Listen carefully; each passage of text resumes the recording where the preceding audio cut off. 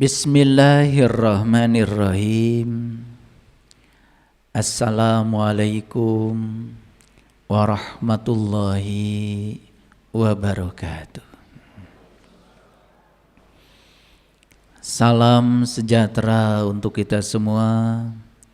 Om Swastiastu, Namo Buddhaya, salam kebajikan, Sampurasun.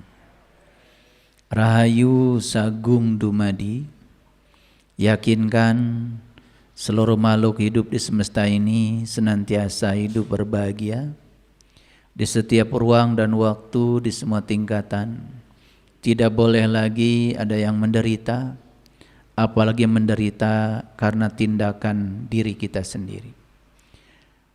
Yakinkan di hari baru ini kita sudah punya tekad baru untuk menjadi sumber kebahagiaan, sumber ketentraman, sumber kedamaian, sumber cahaya bagi semua makhluk dimanapun mereka berada.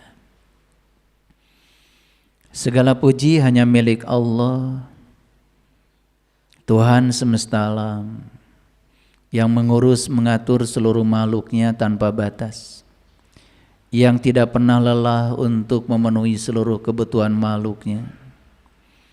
Dia tidak pernah tertidur, tidak pernah terkantuk, senantiasa waspada dan terjaga untuk memenuhi tanggung jawabnya sebagai Tuhan yang Maha Kuasa. Tuhan yang Maha Kuasa selalu dekat dengan yang dikuasainya. Dia sangat mengerti dan mendengar seluruh keinginan dari hamba-hambanya, tetapi dia memilihkan dari semua yang diinginkan itu yang terbaik bagi hambanya.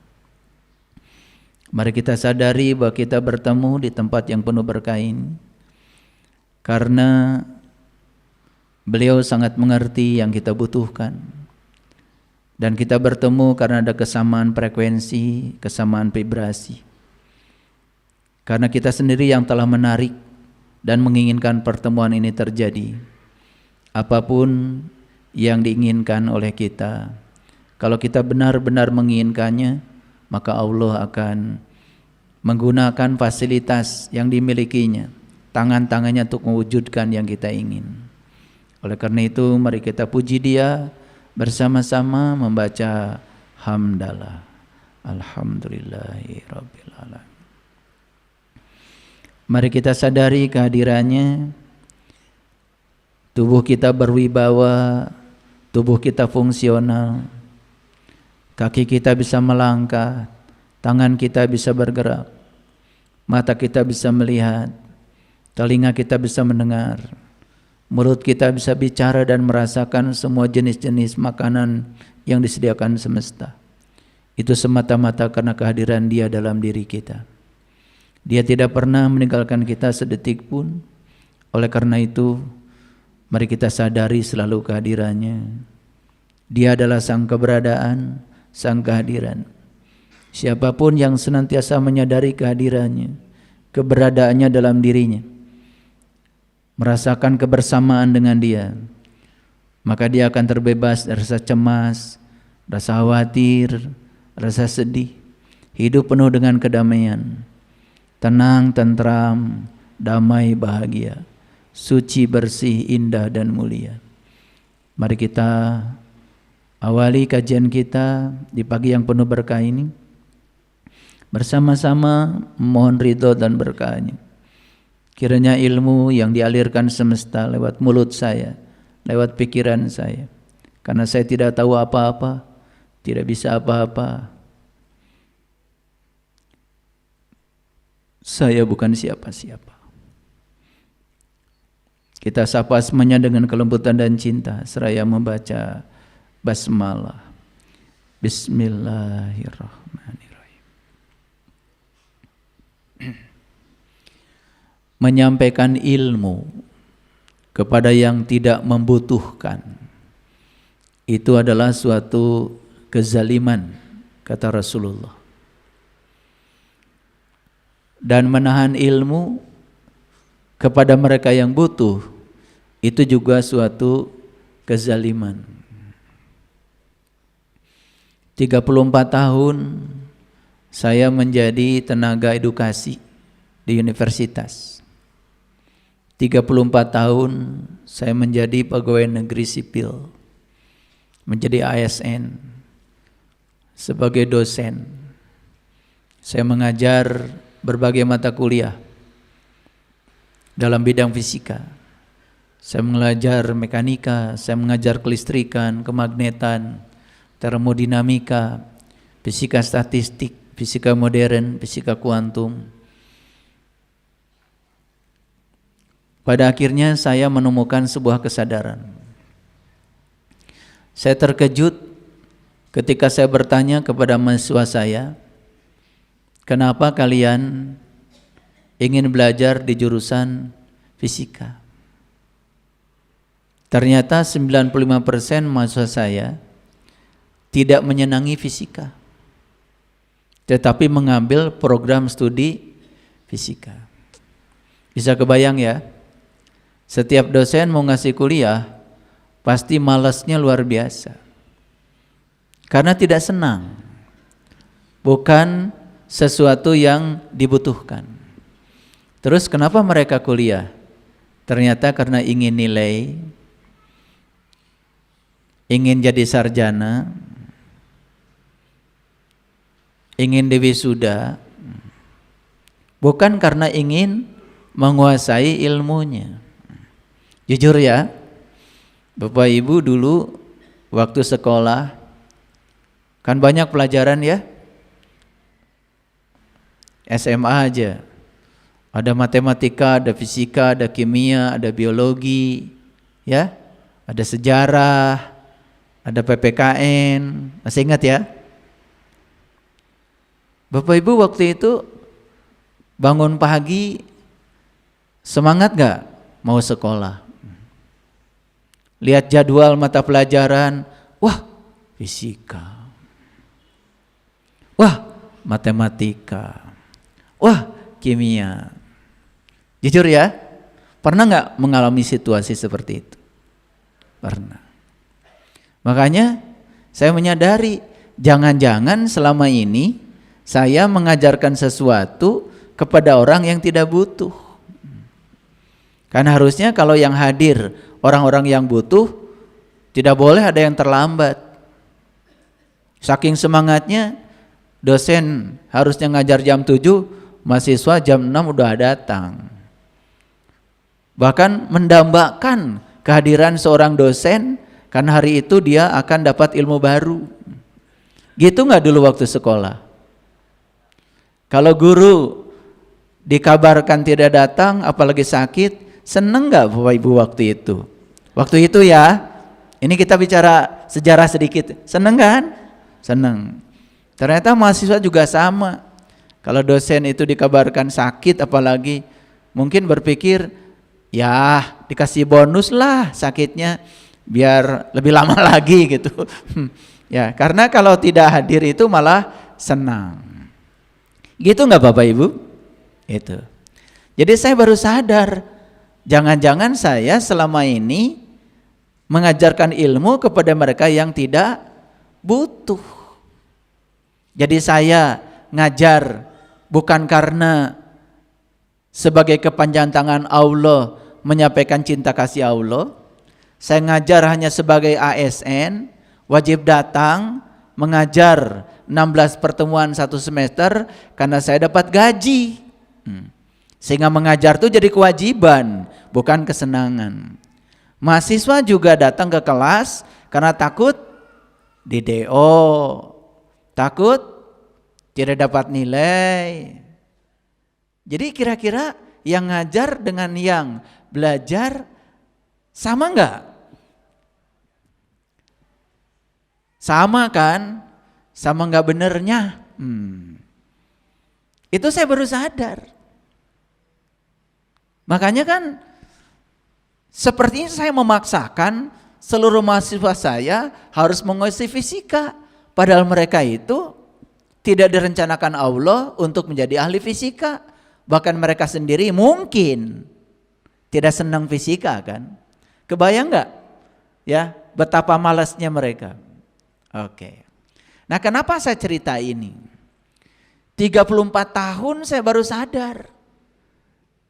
Jangan-jangan saya melakukan kezoliman karena saya mengajar orang yang sebetulnya mereka nggak butuh ilmu yang saya ajarkan.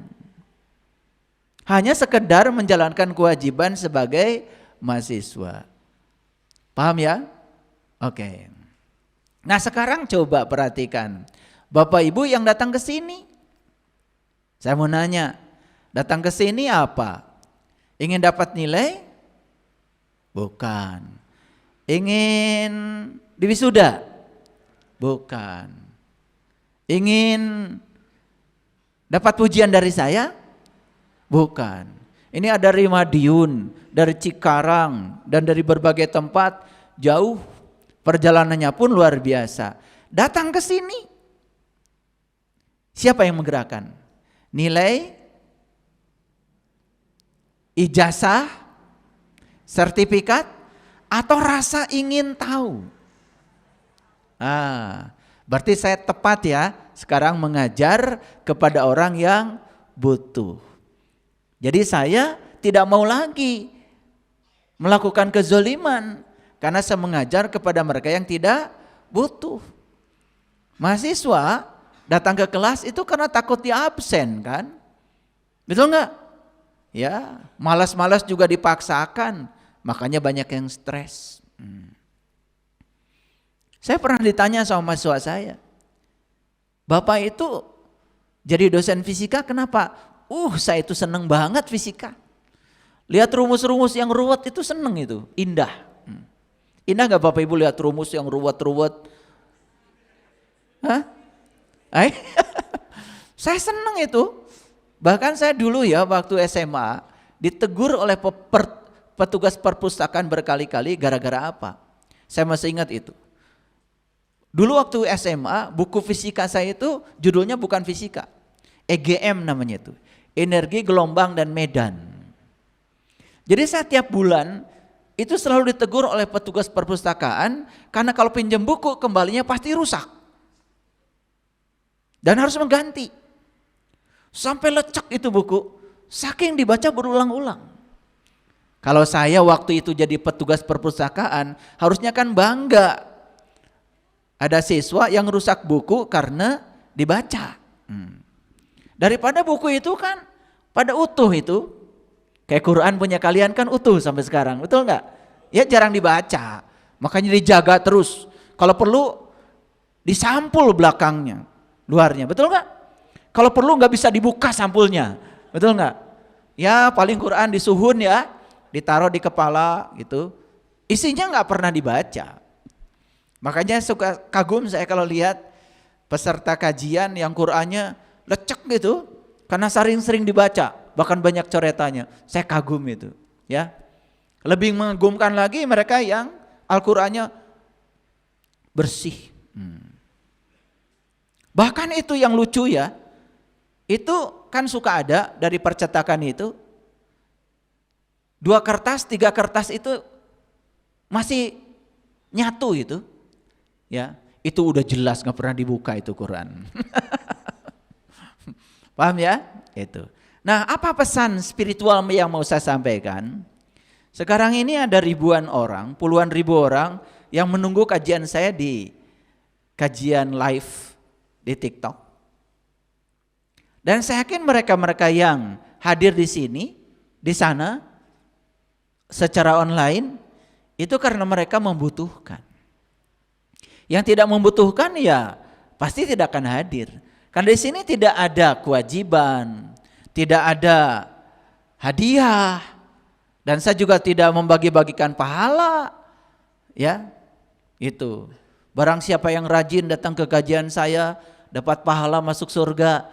Saya nggak pernah membagikan itu. Tapi saya jamin siapapun yang datang di kajian saya setidak-tidaknya kesadarannya berubah. Itu aja. Setidak-tidaknya tumbuh kesadarannya, itu saja. Harapan saya cuma itu aja. Jadi saya bicara ini karena saya ingin menegaskan kembali Bapak Ibu yang hadir di kajian ini berarti frekuensinya kira-kira samalah dengan saya. Ada yang mau mengajar, ada yang mau belajar. Sehingga terjadi proses belajar mengajar secara tulus, secara ikhlas. Ya, gitu. Cirinya apa? Cirinya pasti gak ada yang ngantuk. Jadi kalau saya lagi ngajar gini ada yang ngantuk, jangan-jangan cuma ikut teman. Bukan karena ingin tahu. Kalau ingin tahu pasti gak ngantuk itu. Nah nanti kelihatan di sini ya, kelihatan. Oleh karena itu hari ini saya akan memberikan kajian yang penting ya. Biasa ya, judul-judul saya itu suka aneh-aneh ya. Suka aneh-aneh. Dan saya juga tidak tahu karena judul ini suka nyelonong aja gitu. Saya kalau lagi baca Al-Quran atau apa, tiba-tiba nyelonong aja judul itu. Langsung saya ketik gitu. Karena apa? Karena intuisi itu tidak pernah hadir 2 kali. Intuisi itu cuma 1 kali hadirnya. Makanya kalau 1 kali hadir tidak diketik, tidak buru-buru dicatat, itu suka lupa itu. Beda dengan ambisi ya, ego. Itu suka hadir berulang-ulang itu. Ya, begitu. Jadi hari ini kok serem ya judulnya? Hamba-hamba setan. Ini ada kaitan dengan kajian yang tempo hari, yaitu judulnya tertipu angan-angan kosong. Saya kaget ya, karena ternyata penontonnya luar biasa. Bahkan sekarang mencapai dari YouTube itu paling tinggi ratingnya. Naik 68% dibanding judul-judul yang sebelumnya. Jadi ternyata judul yang ada kaitan dengan setan ini lebih menarik ternyata. Jadi makanya hari ini tetap setan lagi gitu. Karena menarik.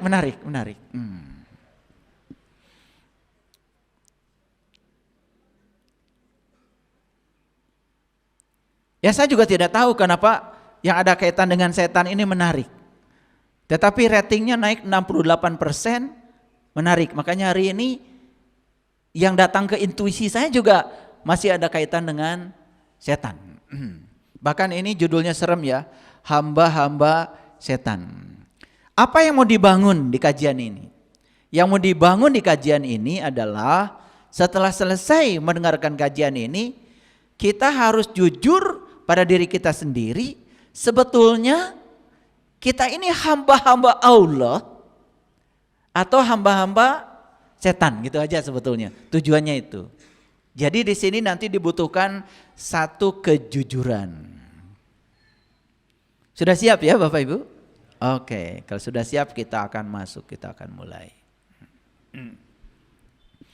Apa dasarnya? Kok saya berani membuat judul yang seperti ini? Ini dasarnya Bapak Ibu.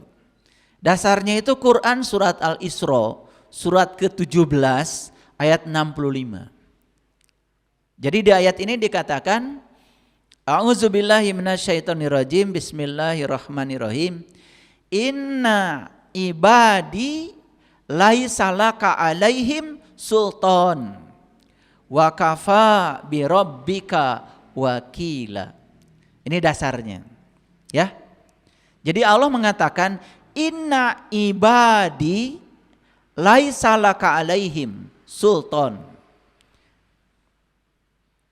Sesungguhnya hamba-hambaku.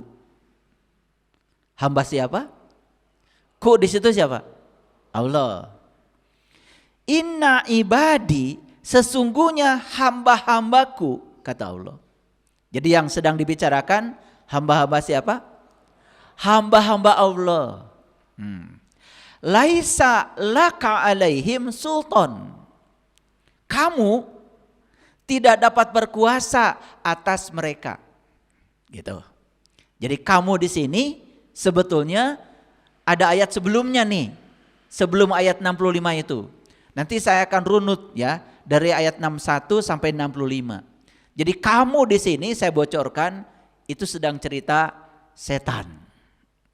Paham ya? Ya. Sesungguhnya hamba-hambaku, kata Allah, kamu nih kepada setan. Tidak dapat berkuasa atas mereka. Sultan itu kuasa. Jadi Allah ingin mengatakan bahwa kalau itu benar-benar hambaku, cirinya apa? Setan saja tidak bisa mengganggu dia. Clear ya? Clear. Nah sekarang sebelum saya lanjutkan ayat ini, ada pertanyaan penting dari saya. Bapak Ibu kan sudah mengerti ya, setan. Setan itu adalah diri palsu kita. Setan itu adalah ambisi ego kita. Setan itu adalah yuwaswisu fisudur, yang suka mengganggu kesadaran kita. Lagi sadar tiba-tiba ada yang membisik gitu. Dan kita mendengar bisikan itu dan kita mengikuti bisikan itu, ya. Jadi setan itu sebetulnya adalah diri palsu kita. Seseorang yang sedang dikendalikan oleh pikirannya tanpa kesadaran itu syaitan. Itu wujud nyata dari setan itu begitu. Nah, ayat ini sedang mengatakan kepada kita, Allah mengatakan sesungguhnya, ini pakai sesungguhnya ya.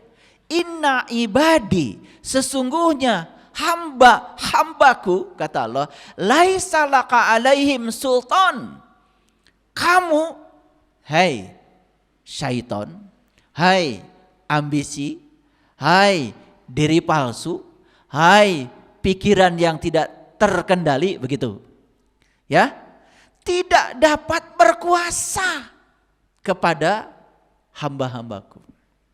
Nah, jadi pertanyaan saya sekarang sebelum lanjut nih, coba, apakah syaitan suka mengganggu Bapak Ibu?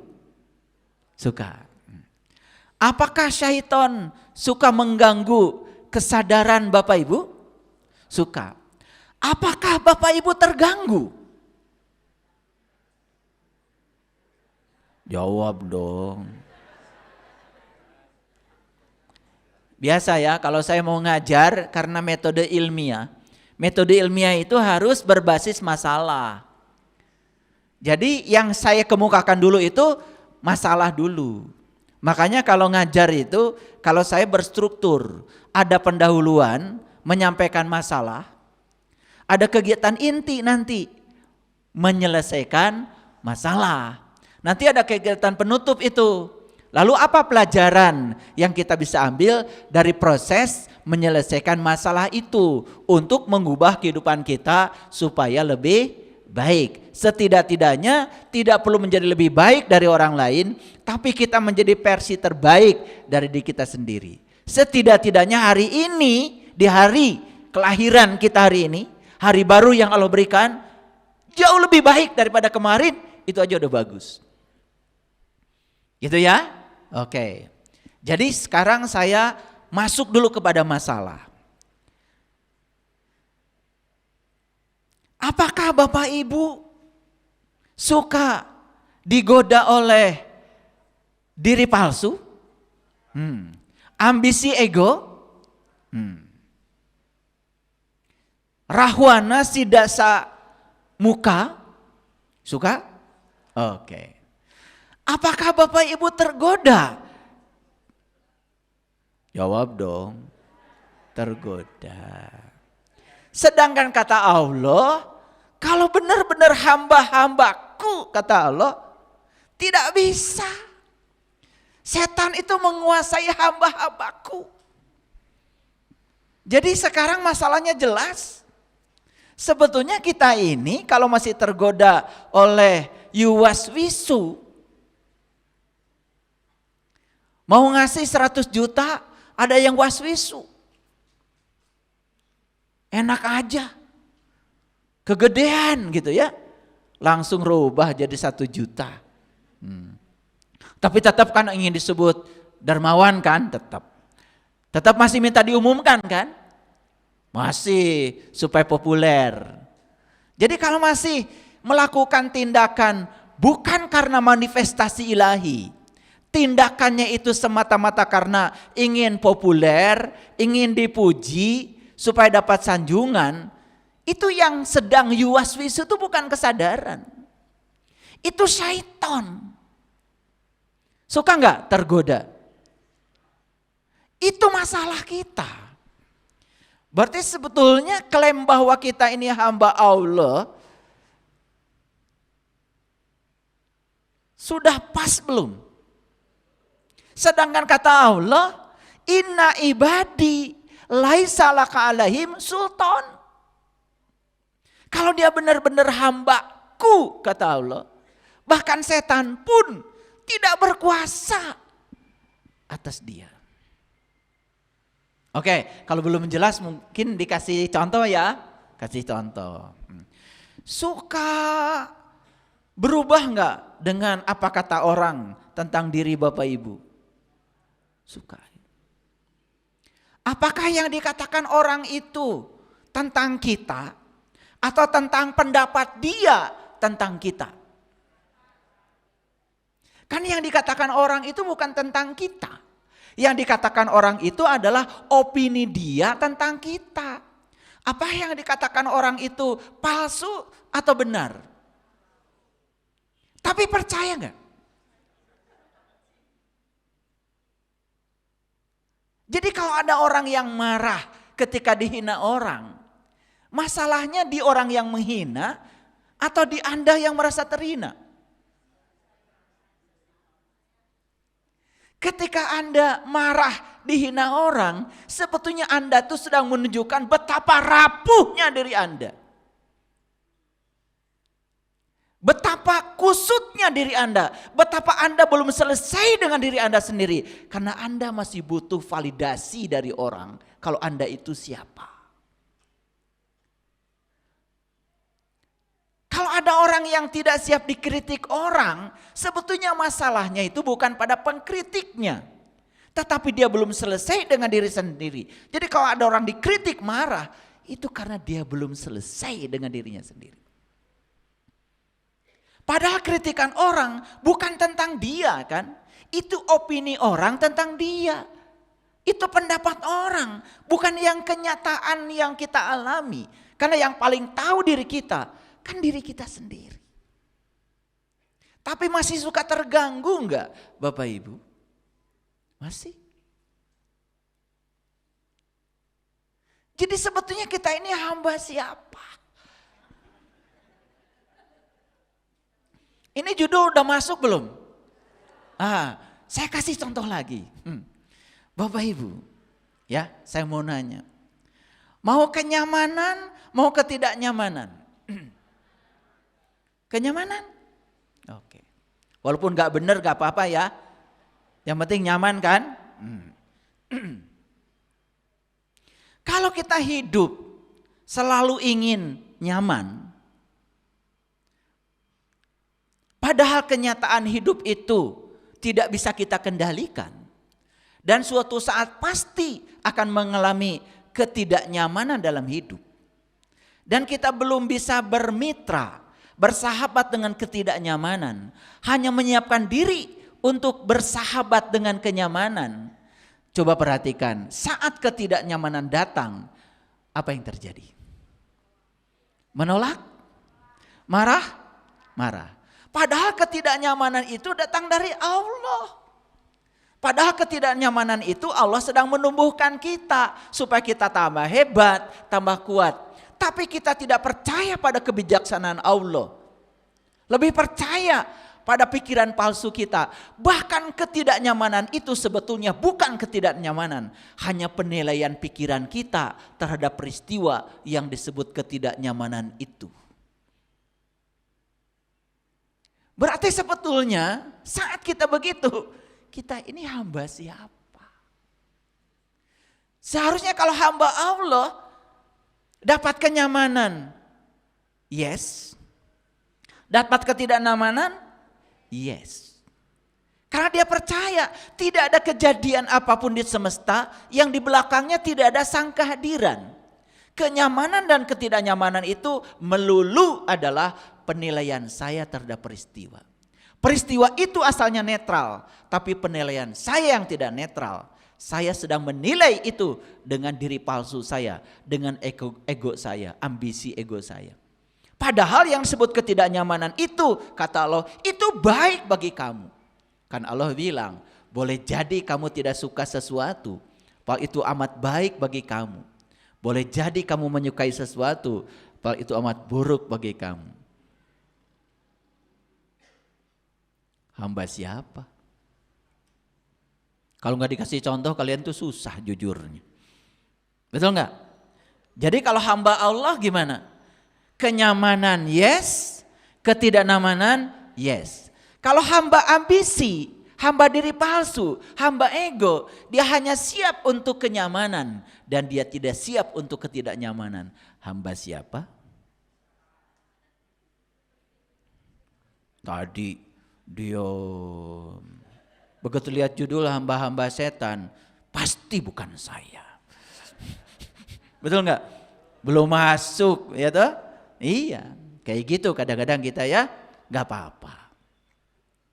Coba Bapak Ibu, saya mau nanya, Bapak Ibu sudah bisa nggak mengendalikan emosi? Belum. Tahu nggak emosi itu apa? Emosi itu reaksi tubuh kita terhadap pikiran dan perasaan kita. Yang mengendalikan pikiran dan perasaan kita siapa? Kita sendiri. Tapi suka nggak tergoda ingin mengendalikan pikiran dan perasaan orang lain? Suka tergoda nggak ingin mengendalikan orang lain? Suka tergoda nggak ingin mengontrol orang lain? Coba Bapak Ibu, itu mengontrol orang lain, cinta atau ketakutan? Ulangi. Mengontrol orang lain cinta apa ketakutan? Kalau cinta yakin dari Allah ya. Kalau ketakutan dari mana? Dari palsu, dari ambisi ego. Coba Bapak Ibu mencoba mengendalikan pasangan. Jujur ya. Cinta apa takut? Tuh, siapa? Tuhan kita. Sebenarnya kita ini hamba siapa? Betul nggak? Harusnya mengendalikan karena cinta. Mengendalikan karena cinta beda dengan mengendalikan karena ambisi. Tetapi kebanyakan orang mencoba mengontrol dan mengendalikan bukan karena cinta, tapi karena didorong oleh rasa takut. Betul nggak Bapak Ibu? Jadi kalau dibongkar-bongkar ke dalam nih, nanti jangan-jangan selesai kajian ini, ternyata judul ini adalah gue banget.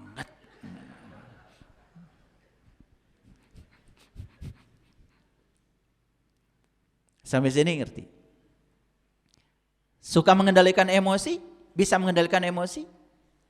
Emosi itu reaksi. Reaksi tubuh kita terhadap pikiran dan perasaan. Dan reaksi kita terhadap situasi kan bergantung pada pemaknaan dari pikiran kita. Coba perhatikan. Kita mau menyebut orang lain sebagai guru kesabaran, kita mau menyebut orang lain sebagai musuh kita, itu kan kebebasan ada pada diri kita. Tapi kita selalu saja menganggap seolah-olah sumber masalah kita adalah orang lain, bukan kita sendiri. Sepanjang kita hidup masih seperti itu, berarti yang mengendalikan kita adalah ego, ambisi, diri palsu kita. Kita bukan hamba Allah, tapi hamba setan. Bapak Ibu, pernah gak mengatakan begini? Gak apa-apa kok, besok masih ada waktu. Pernah gak? Dari mana itu? Dari kesadaran atau dari ego? Pada pinter ya kalau ngejawab pertanyaan. Pernah gak mengatakan besok masih ada waktu? Mau ngaji, gak usah sekarang, besok masih ada waktu. Diajari, yuk kita belajar meniti ke dalam diri. Supaya kita bisa ketemu jati diri kita. Kapan? Ya sekarang. Jawabannya apa? Nanti aja kalau sudah pensiun. Ada gak Bapak Ibu yang mengatakan begitu? Ada apa banyak? Siapa? Oke. Yang mengatakan besok masih ada waktu, berarti dia sedang dikendalikan kesadaran atau ambisi. Kalau kesadaran justru mengatakan tidak ada yang tahu bahwa besok kamu masih hidup, itu kesadaran. Tapi ambisi, si diri palsu selalu menghibur, tenang, besok juga masih ada waktu. Betul nggak? Itulah ambisi, itu ego, itu halusinasi yang dibangun oleh diri palsu. Tapi Bapak Ibu mengambil pilihan yang mana? Kalau diajak, sekarang kita harus berbuat baik, langsung berbuat baik sekarang. Atau menunda? Kalau sekarang langsung berbuat baik itu kesadaran. Tapi kalau menunda, karena kita menganggap besok masih ada waktu, kita mengikuti siapa?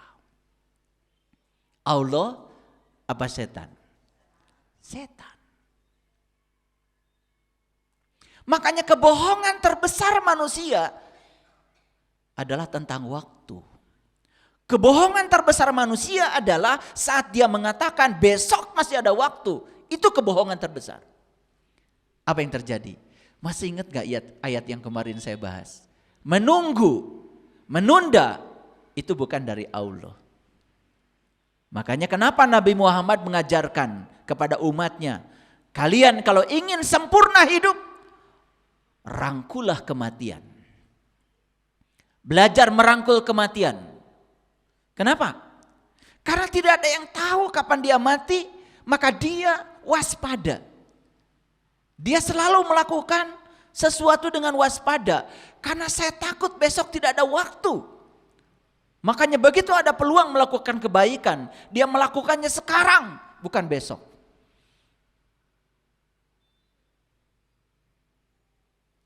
Paham Bapak Ibu? Kenapa Rasulullah mengajarkan bahwa kematian itu harus dirangkul? Karena kita pasti mati. Sekarang saya mau nanya Bapak Ibu, kalau Bapak Ibu mati, meninggalkan amal, membawa amal.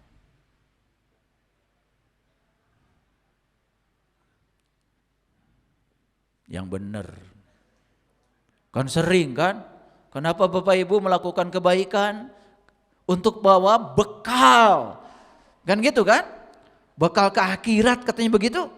Coba jujur ya. Orang mati itu membawa amal, meninggalkan amal. Mana yang bagus Bapak Ibu? Orang mati itu gak bawa apa-apa. Ada gak? Orang mati bawa segala. Ada gak? Gak ada.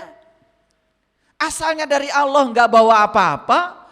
Allah berharap kalian pulang kepada Allah. Gak usah bawa apa-apa. Tapi sudah meninggalkan apa-apa. Makanya banyak orang yang terjebak angan-angan kosong. Contoh. Ini angan-angan kosong nih, saya jelaskan. Ada hadis Nabi yang mengatakan bahwa yang pertama akan dihisab oleh Allah itu sholat. Kalau bagus sholatnya, bagus amalnya. Kan begitu. Kalau buruk sholatnya, buruk amalnya. Apa yang Bapak Ibu pikirkan tentang hadis itu? Oh nanti, entah di mana. Akan ditanya satu-satu. Sholatmu berapa rakaat? Tepat waktu tidak? Berjamaah apa tidak? Shopnya lurus tidak? Rapat tidak? Gitu. Padahal sudah jelas di Quran. Indikator orang sukses sholatnya, dia tidak pernah melakukan perbuatan keji dan munkar. Makanya yang akan dihisab pertama kali ada sholat. Betul. Bagaimana cara menghisabnya? Nanti apa sekarang? Ya sekarang. Hisab itu bahasa Arab. Bahasa kerennya itu evaluasi. Coba Bapak Ibu. Kalau evaluasinya di akhir, bisa gak memperbaiki diri? Gak bisa kan? Tapi kalau evaluasinya sekarang, bisa gak memperbaiki diri? Evaluasi itu tujuannya supaya kita memperbaiki diri. Jadi kalau evaluasinya di akhir nggak ada kesempatan. Tapi kalau evaluasinya sekarang ada kesempatan. Siapa yang menghisapnya? Ya Anda, bukan Allah. Saya sudah sholat, tapi saya masih bohong. Ya hisap. Kenapa begitu? Saya sudah sholat tapi nyakitin orang. Hisap. Sekarang. Sehingga kita bisa melakukan evaluasi sekarang. Dan kita bisa melakukan perubahan. Kapan? Karena hidup itu sekarang Bapak Ibu. Di sini saat ini. Bukan nanti. Dan yang mengatakan besok masih ada waktu. Kan bukan ngikutin Allah. Kan ngikutin setan. Karena Allah itu selalu mengajarkan di sini saat ini sekarang. Coba saya mau nanya Bapak Ibu. Bapak Ibu bernapas besok apa sekarang? Bapak Ibu bernapas setahun yang lalu? Kapan? Kalau gitu hidup kapan? Nah itu aja sederhana kok. Betul, nggak usah pusing-pusing, belajar kesadaran. Siap merangkul kematian. Apa pelajaran dari leluhur kita tentang kematian? Pelajarannya adalah anggaplah hari ini adalah hari terakhir saya hidup di sini. Tidak boleh lagi ada orang yang tersakiti oleh saya. Tidak boleh ada orang yang berkurang kebahagiaan bertemu saya. Tidak boleh lagi ada orang yang terluka oleh kata-kata saya. Maka orang yang merangkul kematian setiap saat akan selalu menjaga agar dia selalu menjadi sumber kebahagiaan bagi siapapun. Kapan? Sekarang. Bapak Ibu, kalau kita melakukan suatu tindakan, ada yang namanya proses, ada yang namanya hasil. Jujur ya, Bapak Ibu terikat pada proses, menikmati proses atau terikat pada hasil? Hamba siapa? Ini saya kasih tahu. Yang terikat pada hasil, ya, dan dia melupakan proses, dia terjebak oleh angan-angan kosong. Ada nggak orang yang ingin bahagia?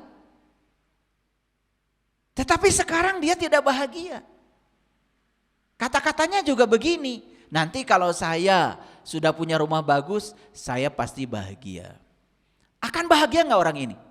Akan mencapai nggak rumah bagus? Tidak. Karena menurut hukum tarik menarik, begitu dia mengatakan nanti kalau saya punya rumah bagus saya akan bahagia. Berarti faktanya sekarang dia tidak bahagia. Like attracts like, ketidakbahagiaan menarik kebahagiaan. Makanya leluhur kita, orang-orang suci, orang-orang bijak mengatakan satu-satunya jalan meraih kebahagiaan adalah kebahagiaan. Coba, orang yang bahagia sekarang walaupun rumahnya belum bagus, yakin rumahnya tambah bagus? Tapi orang yang menunggu rumah bagus untuk bahagia, selamanya dia akan menunggu. Rumah bagus hanya angan-angan. Dia terjebak angan-angan kosong. Setan gak Bapak Ibu itu? Jadi hamba siapa kita ini? Coba Bapak Ibu. Bapak Ibu menikmati hidup gak? Menikmati. Memikirkan hasilnya seperti apa? Tidak. Yang jelas kita punya prinsip. Kalau hari ini kita berbuat baik, pasti besok akan lebih baik. Kalau hari ini kita beramal soleh, pasti besok tidak mungkin. Karena tidak ada hukum alam semesta yang mengatakan kalau kamu berbuat baik kamu akan dapat keburukan. Hukum alam semesta, semua kebaikan akan menghasilkan kebaikan. Dan semua keburukan akan menghasilkan keburukan. Dan itu akan kembali pada dirimu sendiri. Coba Bapak Ibu. Ketika Bapak Ibu memberi, merasa kekurangan? Yang benar. Enggak? Betul? Karena sadar, kalau saya memberi, tidak ada yang diberi. Semua pemberian adalah untuk saya. Untuk kepentingan saya. Bahkan bahagianya pun sudah saya rasakan sekarang. Makanya kan kalau orang sudah seperti itu, gak pelit. Pelit itu Bapak Ibu, hamba setan. Masih ingat gak tempo hari? Setan menjanjikan kemiskinan. Masih ingat? Ayatnya jelas sekali ya. Jadi yang menjanjikan kemiskinan itu setan. Jadi kalau masih miskin berarti teruskan aja sendiri ya. Saya nggak tega bilangnya. Paham ya? Oke. Menikmati proses atau terikat pada hasil? Oke. Bedanya apa? Orang yang menikmati proses tidak berfokus pada hasil, dia tahu mana yang bisa dikendalikan, mana yang tidak bisa dikendalikan. Jujur Bapak Ibu, proses bisa dikendalikan? Bisa. Kuasa siapa? Kuasa kita. Tapi hasil bisa dikendalikan? Gak bisa Bapak Ibu. Karena sadar kalau hasil tidak bisa dikendalikan, ya fokus aja pada proses. Itu yang namanya totality. Itu yang namanya totalitas. Makanya Bapak Ibu, kesempurnaan itu tidak ada. Kesempurnaan itu buatan setan. Buatan diri palsu. Tapi pernah gak Bapak Ibu mengatakan begini? Seharusnya sih bukan begini. Pernah gak? Pernah apa tidak? Yang mengatakan seharusnya bukan begini, dia tidak menerima kenyataan kan? Dia sedang diobsesi oleh halusinasi pikirannya, oleh diri palsunya. Karena diri palsu sedang mengajarkan harusnya bukan begini, harusnya begitu. Diri palsu sudah mengajarkan kesempurnaan. Jadi orang yang mengatakan seharusnya bukan begini, seharusnya begitu. Hamba siapa? Makin jelas. Ini belum apa-apa Bapak Ibu, ini masih banyak contohnya. Coba. Di surga itu, di Quran itu, kalau ada surga, pasti ada kata-kata mengalir sungai-sungai. Selalu begitu. Jannatin tajri min tahtiha anhar, selalu begitu. Saya kadang-kadang ini ya, usilnya saya. Itu saya itu apa aja saya tanyain sama Allah. Kenapa ya Allah? Kalau engkau mengatakan jannah dalam Al-Quran selalu mengalir sungai-sungai. Dan kenapa kalau ada jannah di Quran tidak dikaitkan dengan tembok raksasa? Coba Bapak Ibu. Kalau Bapak Ibu ingin menerobos tembok, bonyok gak? Bonyok. Kita ingin mencapai satu tempat dan kebetulan ada tembok. Kita ingin berada di tempat itu harus menerobos tembok. Bonyok gak? Bonyok. Tapi kalau kita ingin mencapai satu tempat, mengalir seperti sungai, ikuti saja aliran sungainya, tidak ada penolakan. Makanya orang-orang bijak sering mengatakan, ikutlah menari dengan tarian kosmik. Ikutlah menari dengan tarian semesta. Jangan sok tahu. Karena Allah lebih tahu kebutuhan kamu. Walaupun tidak nyaman, ikut saja menari dengan tarian semesta. Makanya orang yang tidak pernah menolak, ikut menari dengan tarian semesta, hidupnya selalu damai. Makanya surga selalu dikaitkan dengan sungai, bukan tembok. Coba Bapak Ibu saya mau nanya, pinter enggak? Ada yang bisa mengendalikan cuaca? Bandung kata BMKG sampai September dingin. Ada yang bisa mengubah Bandung jadi hangat? Gak bisa. Benar?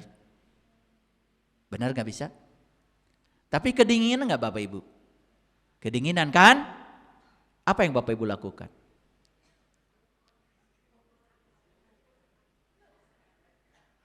Mengubah cuaca atau mengubah cara berpakaian? Pinter ya kalian itu. Jujur ya, mengubah cuaca atau mengubah cara berpakaian? Nah, karena cuaca dingin, tahu tidak bisa dikendalikan, Bapak Ibu fokus saja pada hal yang bisa dikendalikan. Apa? Baju. Silahkan rek make baju 10 rangkap gitu naon. Karena itu kuasa kita. Nah, tapi dalam hidup Bapak Ibu, mohon maaf jujur ya. Kalau ada perubahan dalam hidup, ikut bersama perubahan atau marah-marah? Kalau ditanya tadi mah benar. Kalau cuaca berubah, merubah cuaca atau merubah cara berpakaian? Good, bagus. Merubah cara berpakaian. Tapi kalau ada perubahan dalam hidup, Bapak Ibu, ikut bersama perubahan atau marah-marah? Nah ini. Makanya bonyok-bonyok. Yang gini aja gak pernah disadari coba. Saya bingung itu. Apa terlalu dalam ngajinya, apa terlalu dangkal gitu. Yang gini gak disadari Bapak Ibu. Tapi menginginkan surga. Menginginkan hidup bahagia. Aneh gitu. Oke. Udah banyak gak contoh dari saya? Nah dari contoh-contoh itu kan sekarang sudah tahu kita. Ini ada problem loh pada diri saya. Jangan-jangan saya bukan hamba Allah. Ciri hamba Allah itu tenang, tentram, damai, bahagia, suci, bersih, indah, mulia. Apapun yang terjadi di luar gak peduli. Ya, tetap tenang di tengah badai. Kenapa? Dia percaya kalau dia tidak bisa mengubah angin, tapi dia bisa mengubah arah kapal dia. Dia tidak bisa memerangi angin karena itu cuaca di luar kendalinya. Tapi kapal dia, kapal layar dia bisa diubah untuk menyesuaikan dengan angin. Bapak Ibu berusaha jadi jagoan, ingin jadi orang yang tidak terkalahkan. Mana bagusnya? Jadi orang yang tidak terkalahkan atau jadi orang yang adaptif? Pinter kalau ngejawab. Kalau adaptif itu lentur, kayak shock breaker. Walaupun ada lobang, ada apa, pantat kita nggak rusak. Karena semua kejutan yang berasal dari ban itu diredam oleh shock breaker. Shock breaker, shock itu kejutan, breaker itu pemecah. Shock breaker pemecah kejut. Karena punya pemecah kejut, maka tidak pernah terkejut. Nah, yang saya lihat di Bapak Ibu ini ya, kekurangan shock breaker. Makanya kalau orang-orang di Cikapundung kan bilangnya bukan shock breaker, sebleker. Kalau agak waras sedikit malah nggak diladangin. Coba nanya, Pak punten, aya shock breaker? Naon eta teh? Eueuh. Aris sobleker? Aya. Kadang-kadang kita harus ikut nggak waras ya dalam berkomunikasi. Betul nggak? Iya. Idle arm mobil saya rusak. Idle arm itu tie rod yang menghubungkan dari ban ke setir. Saya tanya, aduh mobil saya rusak nih idle armnya. Naon eta teh Pak? Aya teh icalan di dieu? Tah aya. Ping-ping hayam? Aya. Kebetulan bentuknya kayak paha ayam. Makanya susah memang kita ikut komunikasi ya. Mau benar itu kadang-kadang susah ya. Karena apa? Udah kadung gak benar semua. Kadang-kadang harus ikutan demi untuk komunikasi. Jadi Bapak Ibu merubah cuaca atau adaptasi terhadap cuaca. Keren Bapak Ibu, keren ya. Coba kalau ada perubahan dalam hidup ya, melawan perubahan atau adaptasi. Keren. Kalau pasangan berpisah, perubahan bukan Bapak Ibu? Siap nggak? Ini contohnya lebih real lagi nih. Atau pasangan ya karena pastikan suatu saat akan berpisah dengan kita. Dipisahkan oleh kematian. Siap nggak Bapak Ibu? Katanya tadi mau adaptif terhadap perubahan. Dahayangna riung mengpulung wae, betul nggak? Ya pengennya seumur-umur aja ngumpul. Padahal perubahan itu hukum alam Bapak Ibu. Bahkan segala sesuatu bukan hanya berubah, bahkan akan berakhir. Nah, jadi kita ini selama ini bukan menyiapkan diri menjadi manusia adaptif terhadap perubahan, tapi menyiapkan diri menjadi manusia yang hanya siap untuk menerima yang disebut kenyamanan. Itu semua berasal dari diri palsu. Itulah sumber-sumber penderitaan. Jadi kalau dirinci lebih dalam, sebetulnya kita ini hamba Allah atau hamba-hamba setan. Ini masalahnya Bapak Ibu. Tapi kita semuanya nyaris tidak pernah sadar. Karena merasa sudah pakai baju tertentu. Idgom biguna lancar. Idgom bilaguna lancar. Suaranya melengking. Ritual setiap hari tidak ada yang lewat. Walaupun gak ngerti, kayak robot. Ritual agama dilakoni, bohong dilakoni, nyakitin orang dilakoni, budaya korupsi jalan. Mengerikan ya. Itu gara-gara hisapnya nanti katanya. Hisab tuh sekarang Bapak Ibu. Makanya kan urutannya hari kebangkitan dulu baru yaumil hisab. Karena apa? Muhasabah dan evaluasi diri hanya milik mereka yang sudah bangkit kesadarannya. Yang belum bangkit hari ini tidak pernah bisa menghisab dirinya. Merasa paling alim, merasa paling hebat, merasa paling top, merasa paling tahu. Makanya sulit dinasehati. Ciri setan itu. Dia itu tidak tahu, tapi dia tidak tahu. Kalau dia tidak tahu, sok tahu. Diberitahu tidak mau tahu. Kalau bicara seperti yang paling tahu. Padahal dia itu tidak tahu. Cuma dia tidak tahu. Bahwa dia tidak tahu. Tah eta setan teh. Bungkelekan.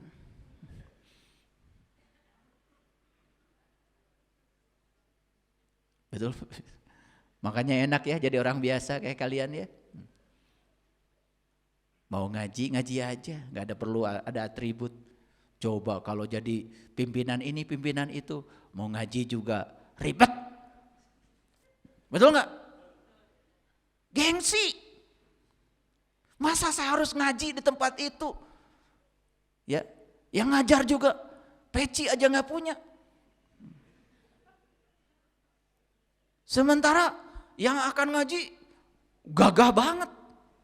Gak mungkin. Tapi begitu kita bisa hijrah, saya itu tidak tahu. Tapi sekarang saya tahu. Kalau saya tidak tahu, saya lepaskan semua jubah-jubah palsu saya. Saya lepaskan semua atribut-atribut saya. Saya siap untuk menjadi seorang pembelajar. Keren kayak Bapak Ibu. Tepuk tangan dong. Saya tahu di sini juga ada yang mau ikut ngaji, tapi takut ketahuan. Kenapa? Saya takut ketemu murid-murid saya. Karena tidak bisa melepaskan atribut dari atribut sebagai guru. Setan. Makanya gak maju-maju Bapak Ibu. Kunci untuk maju, untuk tumbuh itu kejujuran. Jujur pada siapa? Pada diri sendiri. Oke, ini dari tadi saya baru ngasih contoh-contoh Bapak Ibu. Kayaknya kebanyakan ya contohnya. Oke, nanti dengar lagi ya. Nanti dengar lagi diputar ulang nanti. Oh, gitu. Ya. Coba. Sebelum saya masuk ke sini, jujur ya Bapak Ibu ikut kajian dengan saya. Karena ingin mendapatkan kebenaran. Ingin mendapatkan pujian. Ingin mendapatkan kemudahan hidup. Ingin populer. 4 pilihannya. Oh pintar. Ingin dapat kebenaran. Setuju ya? Oke. Bukan ingin dapat pahala. Oh bukan, oh bagus, berarti sudah ikhlas ya. Sudah ikhlas ya. Karena saya tidak menawarkan pahala Bapak Ibu. Saya menawarkan perubahan. Pahala yang sebenarnya adalah berubah akhlak kita. Itu pahala. Pahala itu harus ada wujudnya, harus nyata. Bukan angan-angan kosong nanti. Pahala itu harus terasa sekarang. Karena pahala itu bahasa Indonesia, bahasa Arabnya ajrun. Ajrun itu zat, wujud. Dan pahala itu harus berwujud. Pahala terus terasa sekarang. Pahala terus dirasakan sekarang. Jadi ketika Bapak Ibu sholat, langsung dapat pahalanya saat ini. Berubah kesabarannya, berubah akhlaknya, berubah sudut pandangnya. Merasa diawasi terus menerus sama Allah. Mau bohong aja takut. Itu pahala. Paham sampai sini? Ya. Agak sedikit masuk ya kajiannya. Lanjut sekarang. Sesungguhnya hamba-hambaku, kamu tidak dapat berkuasa atas mereka. Jadi menurut Allah, kalau dia hamba Allah, setan pun tidak bisa berkuasa atas mereka. Clear? Oke. Tertarik gak Bapak Ibu jadi hamba Allah? Oke. Tertarik ya? Oke. Sudah tahu ya cara latihannya tadi saya sampaikan. Satu, coba mulai bersahabat dengan ketidaknyamanan. Karena tidak ada orang hebat di semesta ini dibangun oleh kenyamanan. Kenyamanan itu membuat kita semakin tertidur lelap dan jauh dari kesadaran. Ya. Yang kedua, coba mulai belajar mengendalikan reaksi kita terhadap segala situasi yang disebut dengan emosi. Beri makna setiap situasi itu dengan makna yang positif. Jangan diberi makna yang negatif. Karena reaksi kita terhadap situasi tergantung pemaknaan kita. Oke? Paham ya? Yang ketiga saya bilang tadi, coba fokus pada apa yang bisa kita kendalikan. Jangan mencoba memfokuskan diri pada yang tidak bisa dikendalikan. Yang keempat Bapak Ibu, jangan pernah menyangka bahwa segala peristiwa eksternal yang terjadi sebagai bentuk dari ketidakadilan. Justru keadilan itu bukan pada peristiwa di luar diri kita. Keadilan itu cara kita memandang semua peristiwa. Kalau Bapak Ibu memandang keadilan dan ketidakadilan, menurut versi Bapak Ibu selalu akan merasa yang di luar itu ketidakadilan. Orang marah ketidakadilan, orang jahat ketidakadilan, orang nyakitin kita ketidakadilan. Coba sekarang pandang semua dari sudut pandang kita, Bapak Ibu akan melihat keadilan. Itu adalah keadilan Allah karena Allah sedang menguatkan kita. Ya. Selanjutnya coba belajar berfokus pada proses, jangan terikat pada hasil. Selanjutnya Bapak Ibu melatih diri untuk fokus pada kebenaran sekalipun tidak nyaman. Jangan fokus pada popularitas, jangan fokus pada pujian, jangan fokus pada kemudahan. Kan banyak orang ya ingin meluluskan ambisi egonya. Apapun yang dilakukan supaya dapat kemudahan. Sogok menyogok itu sebetulnya pekerjaan setan. Kalau kesadaran tidak begitu. Kalau Bapak Ibu punya anak melamar pekerjaan dan tidak diterima di situ, terima saja dengan kesadaran anak saya sedang dipilihkan yang terbaik oleh Allah, bukan di tempat itu. Malah Bapak Ibu menyiapkan uang untuk mendapatkan kemudahan, lalu mengabaikan kebenaran, lalu sogok menyogok tidak bisa dihindarkan. Mengerikan gak Bapak Ibu? Nah, pernah gak menyadari semua yang saya sampaikan tadi? Tidak pernah menyadari. Ya, saya ngasih kajian seperti ini Bapak Ibu, tidak populer. Karena menyampaikan kebenaran itu pahit.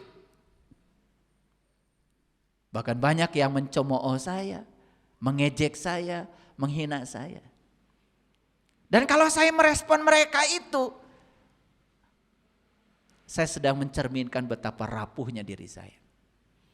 Maka saya pandang semua ejekan, cemoohan mereka itu adalah sebagai pupuk yang sedang menumbuhkan kejiwaan saya. Saya tidak tertarik untuk menanggapi yang seperti itu. Kenapa? Kebenaran adalah kebenaran. Walaupun orang yang tidak tahu menyalahkannya. Matahari adalah matahari, walaupun orang buta tidak melihatnya. Madu tetap saja madu, walaupun orang sakit tidak merasakan manisnya. Kebenaran adalah kebenaran, tidak bisa ditawar-tawar lagi. Saya menyampaikan ini tidak mengharapkan popularitas. Hari ini saya kajian, selesai saya kajian, saya upload kajian ini nanti sore. Besok sudah banyak sekali yang menyebarkan kajian saya ini dengan judul-judul yang lebih bombastis demi popularitas dan rating dan mengalahkan penonton saya. Biarkan saja. Kenapa? Saya tidak bisa mengendalikan mereka. Saya tidak bisa mengendalikan pikiran mereka, asal mereka bertanggung jawab. Kalau betul-betul mau menyampaikan kebenaran, harusnya dengan cara yang benar. Menyampaikan kebenaran dengan mencuri hak cipta milik orang lain. Mencuri konten-konten milik orang lain. Coba oleh Bapak Ibu pikirkan. Mungkinkah kita berwudu dengan air comberan? Kalau wudu itu adalah kesucian, harusnya gunakan air suci. Kalau kita mau berdakwah, menebarkan kedamaian, harusnya dengan cara-cara yang damai. Tapi karena saya sadar saya tidak bisa mengendalikan mereka, ya sudah, saya biarkan saja. Saya hanya bisa mengendalikan pikiran dan perasaan saya dan sikap saya.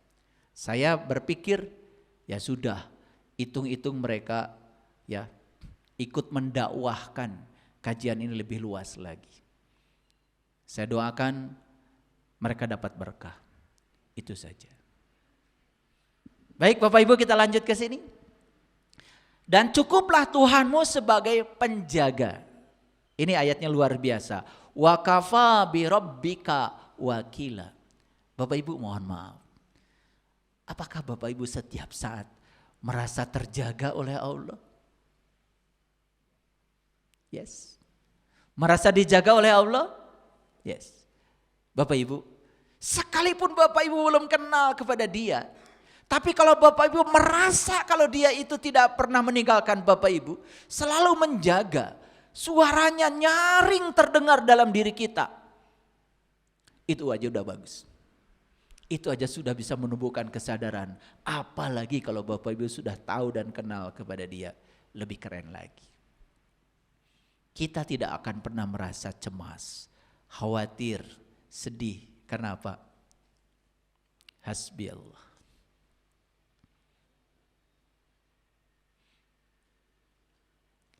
Tapi kata-kata itu bukan kata-kata yang harus diulang-ulang di mulut kita.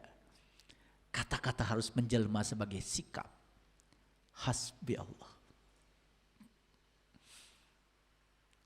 Cukuplah Allah bagiku.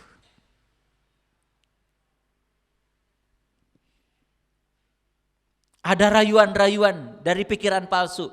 Hasbi Allah. Cukup Allah bagiku. Ada orang yang mengajak berbisnis, tipu menipu, hasilnya banyak. Hasbi Allah. Cukuplah Allah bagiku. Itulah yang menurut saya hamba-hamba Allah.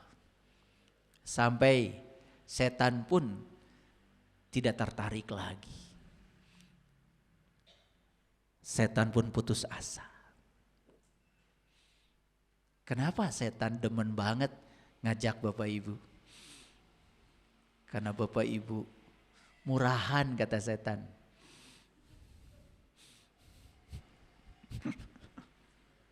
Tidak punya ketahanan apa-apa. Dibisikkan sedikit aja langsung rapuh. Coba. Kita sudah seusia begini, beragama sejak dari kecil. Harusnya ta'ud kita udah beres kan. A'udzubillahi minasyaitonirrajim. Aku berlindung kepada Allah dari godaan setan yang terkutuk. Sadar, yang terkutuk bukan setan, yang terkutuk adalah saya ketika tergoda oleh godaan setan. Saya mau nanya Bapak Ibu, itu Nabi Adam digoda oleh setan di surga apa di neraka? Jawab dong. Kan cerita itu sudah populer. Di surga apa di neraka? Berarti waktu di surga Nabi Adam sama-sama siapa? Enak aja kalian bilang, setan itu makhluk neraka. Lah, buktinya Adam tergoda di surga sama setan. Berarti ada setan gak di surga? Lah, apalagi di neraka. Betul gak? Kan Adam itu kan gara-gara makan buah khuldi tergoda oleh setan katanya. Betul gak? Di surga, lalu terusir dari surga, masuk ke dalam neraka. Udah tahu, udah populer. Betul nggak? Iya. Jadi Bapak Ibu, orang yang disebut baik sudah di surga pun bisa tergoda oleh diri palsu. Apalagi yang setiap hari tinggal dalam neraka dan kegelapan. Udah jelas. Ya, demen itu setan, betah. Makanya ada yang bilang sama saya, kenapa ya? Kok saya begitu belajar kesadaran, itu di rumah saya itu kalau malam suka ada yang seperti suara-suara yang menakutkan. Blak, bluk, blak, bluk. Sampai genteng pun katanya rasanya seperti roboh gitu. Saya bilang, nih saya kasih tahu. Gak usah heran. Kenapa? Kan di sekitar kita ini yang namanya makhluk hidup bukan hanya yang kelihatan. Ada yang tidak kelihatan. Ada jiwa-jiwa yang belum bisa pulang sempurna karena tidak tahu jalannya. Kenapa selama ini adem-adem aja mereka? Karena mereka nyaman dengan kamu. Sefrekuensi. Ini jiwa-jiwa yang belum bisa pulang itu kebetulan tukang ngomongin orang dulunya. Nah kebetulan kamu juga demen kan, rumahnya suka dipakai majelis ngomongin orang. Nyaman gak kira-kira mereka? Nyaman. Terima kasih, kamu sudah sefrekuensi dengan saya, resonansi terus. Nah begitu kamu berubah, mulai sekarang saya stop gak ngomongin orang lagi. Rumah saya akan dihiasi dengan kata-kata yang selalu menguatkan. Oke, kan berubah tuh frekuensinya. Makanya malam-malam blak blik blak blik. Kenapa? Mereka bilang selamat tinggal.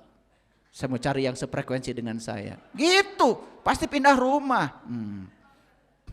Makanya Bapak Ibu pernah gak masuk ke rumah seseorang kerasa energinya itu gak nyaman? Itu energi. Energi itu, ya.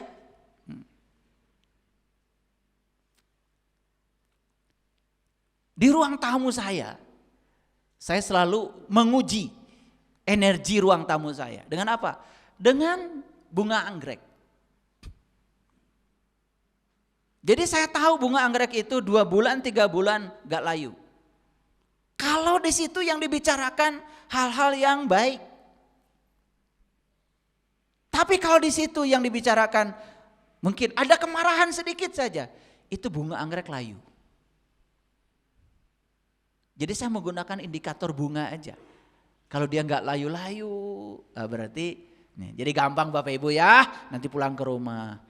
Kalau beli bunga anggrek kemahalan, udah nanam apa aja. Kalau layu, cekcok. Cekcok itu membuat bunga aja nggak betah. Tapi ruh-ruh yang dulu tukang cekcok betah juga di situ. Ada teman. Makanya jangan heran ya, begitu kita berubah dari makhluk gelap menjadi makhluk cahaya, semua makhluk-makhluk yang gelap, yang tidak sefrekuensi lagi dengan kita, tidak akan tinggal di rumah kita lagi. Rumah kita lebih positif. Percaya sama saya, ini energi, ini sains, saya bukan cerita ilmu perdukunan. Saya bisa melihat sekarang di sini, tapi saya melihat energi dan saya bisa merasakannya. Bukan karena saya punya ilmu kesaktian, bukan. Bahkan mohon maaf ya, kalau sholat saja itu suka banyak yang ikut tuh. Banyak yang ikut. Jiwa-jiwa yang belum bisa pulang minta didoakan. Mereka tuh bukan nakut-nakutin kita. Minta tolong. Cuman karena kitanya setting otaknya udah salah dari kecil, dikiranya itu adalah hantu yang nakut-nakutin. Hantu itu minta tolong. Hantu itu bukan nakut-nakutin kamu. Takut sama kamu sebetulnya. Tahu nggak hantu yang takut sama kamu? Itu hantu yang perbuatannya tidak lebih buruk dari perbuatan kamu. Jadi kalau hantu ini belum bisa pulang, itu nggak ada hantu semua, itu jiwa-jiwa yang belum bisa pulang. Cuman kebetulan kalau dibanding-banding kelakuannya tidak lebih buruk daripada kamu. Nah itu hantu itu takut sama kamu sebetulnya. Ya, itu saya kasih tahu ya. Ini sains. Makanya dalam konsep energi semua terjelaskan Bapak Ibu. Baik ya, kita akan masuk pada Al-Isra 61. Ini Al-Isra 61 ini tidak akan terlalu jauh saya membahasnya karena ini dialog ini sudah saya jelaskan berulang-ulang di kajian YouTube saya. Perhatikan ya. Wa idz qulna lil malaikati isjudu li adama fasajadu illa iblis. Ya, qala asjudu liman khalaqta tinan. Dan ingatlah tatkala kami berfirman kepada para malaikat. Siapa kami di situ? Allah. Ya, berbicara kepada para malaikat. Sujudlah kamu semua kepada Adam. Lalu mereka sujud kecuali iblis. Dia berkata, apakah aku akan sujud kepada orang yang engkau ciptakan dari tanah? Nah ini. Apa sih esensi dari dialog ini? Perhatikan Bapak Ibu. Saya akan perkuat sekali lagi. Dulu ketika kita masih belajar ilmu kulit, kita menganggap Tuhan, malaikat, iblis, Adam itu entitas yang terpisah-pisah. Dulu. Tapi kalau kita sadari sebetulnya dialog ini semua ada di dalam diri kita sendiri. Allahnya di sini, ya, malaikatnya di sini, iblisnya di sini, Adamnya di sini. Sebenarnya dialog ini terjadi setiap saat pada diri Bapak Ibu. Pernah enggak terjadi perdebatan di dalam? Tarik menarik antara pilihan misalnya. Pernah enggak? Ini sebenarnya dialognya. Jadi Allah itu di sini mewakili sang kesadaran, sang keberadaan, sang kehadiran. Nah, di sini ada dua potensi dalam diri. Yang pertama potensi malaikat, yang kedua potensi iblis. Nah, iblis dengan setan ya kakak beradik lah. Perhatikan saya semuanya. Jadi dalam diri kita ada dua potensi Bapak Ibu. Ada potensi malaikat, ada potensi iblis. Coba. Nah, ketika potensi yang sedang berbicara dalam diri kita adalah potensi yang menyatakan sami'na wa ta'na pada kesadaran, itu namanya potensi malaikat. Clear? Makanya sami'na wa ta'na itu Bapak Ibu bukan kepada manusia, bukan kepada ustadz, bukan pada guru, bukan pada kiai, bukan pada ulama. Sami'na wa ta'na itu kepada sang kebenaran yang ada dalam diri. Nah, kan malaikat itu digambarkan dengan sesuatu yang selalu tunduk. Paham ya? Ketika dari dalam sang kesadaran bilang A,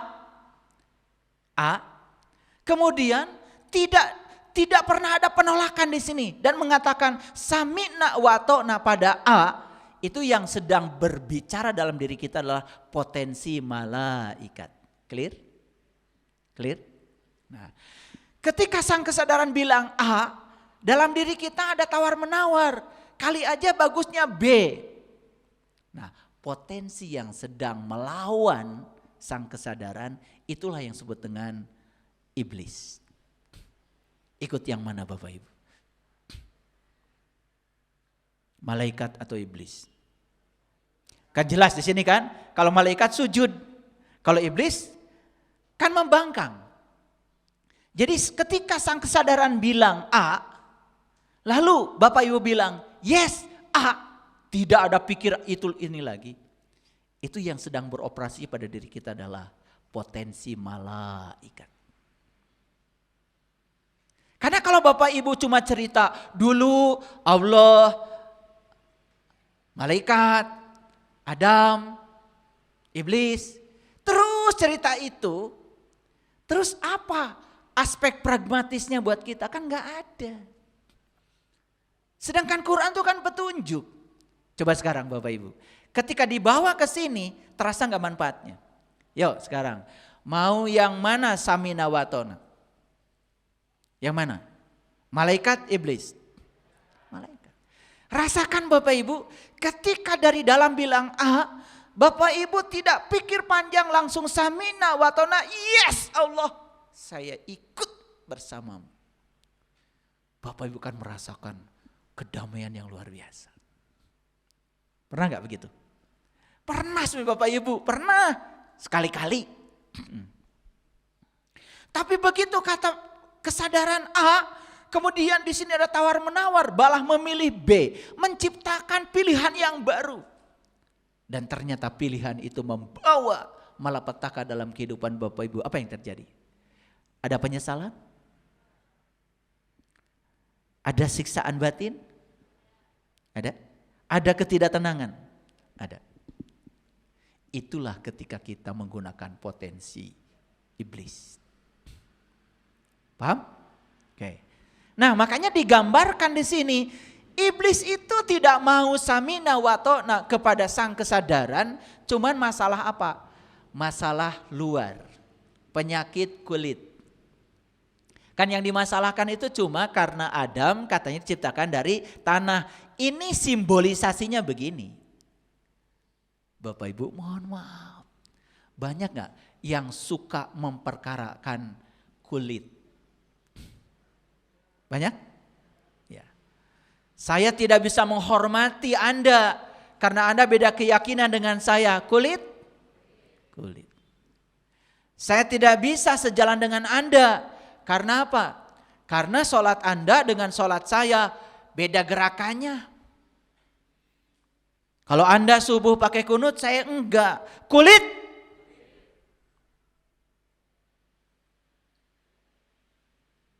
Saya tidak mau memberi pada Anda karena Anda dengan saya beda keyakinan.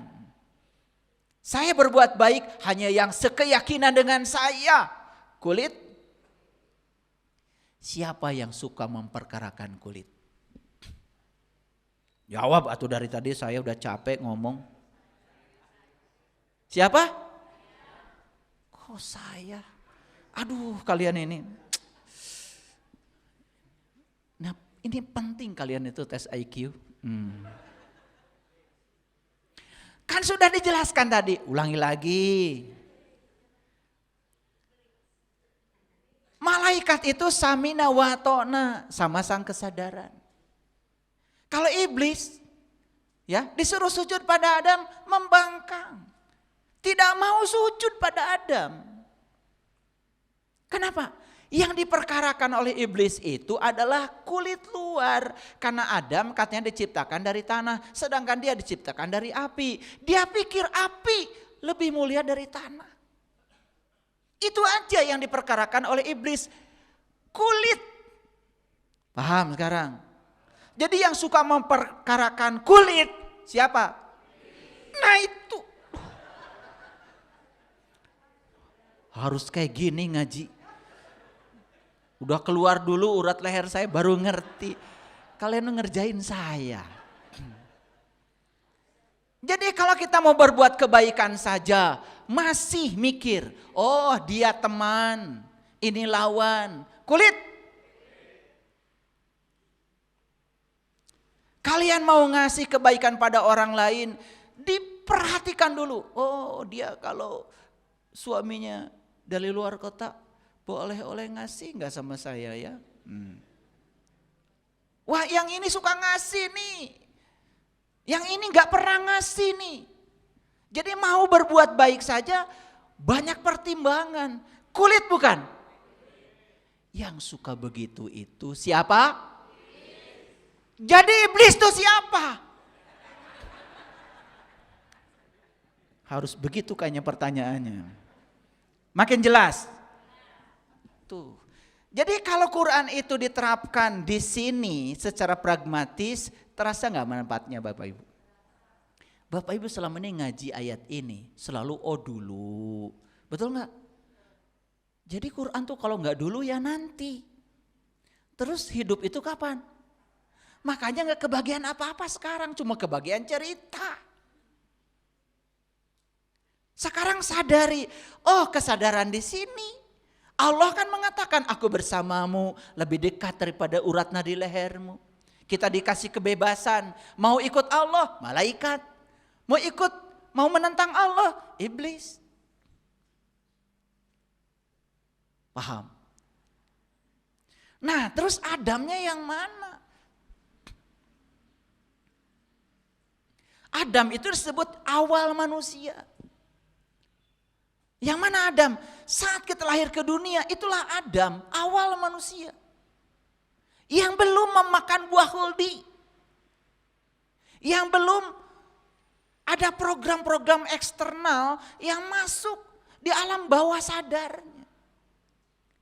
Bapak Ibu jujur. Dulu Bapak Ibu gak punya apa-apa kan? Betul? Damai gak Bapak Ibu? Takut kehilangan apa-apa enggak waktu itu? Enggak. Sejak kapan Bapak Ibu enggak damai?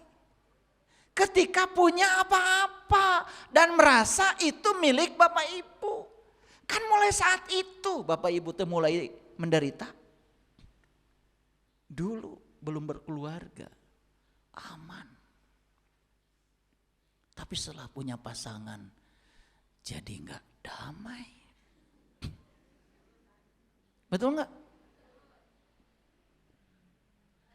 Lagi di mana? Sama siapa? Lagi makan siang. Coba video call. Iblis.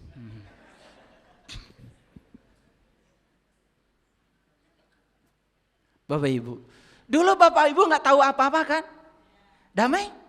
Damai. Setelah tahu apa-apa jadi menghakimi. Menilai ini baik, ini buruk. Ya toh? Ini senang, tidak senang. Bahkan ada orang lain yang tidak dikenal pun dibahas. Dengan pengetahuannya sendiri.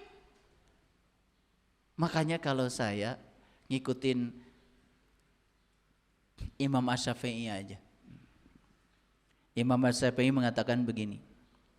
Saya bisa berdebat dan berhujah dengan 10 orang yang berilmu. Dan saya bisa mengalahkan mereka. Tapi saya langsung kalah kalau berdebat dengan orang bodoh.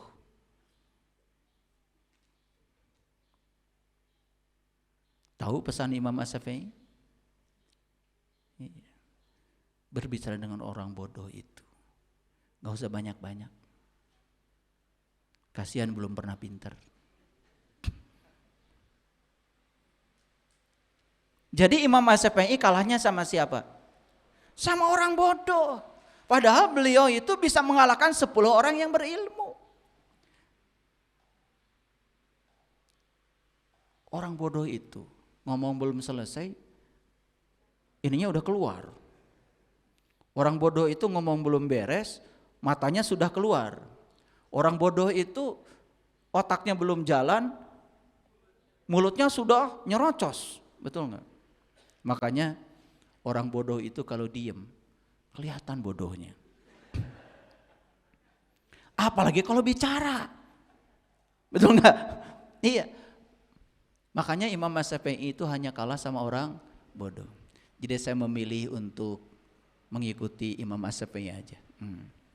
Saya hanya bisa kalah sama orang bodoh. Kayak orang bodoh mencaci maki saya, gak apa-apa. Assalamualaikum.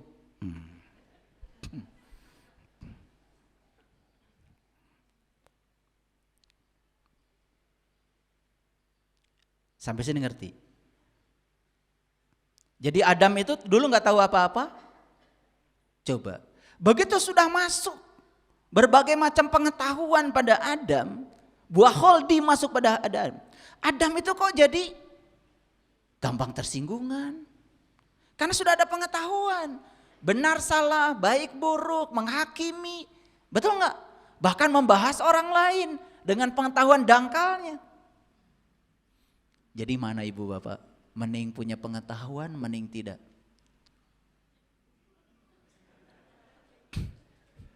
Pilih.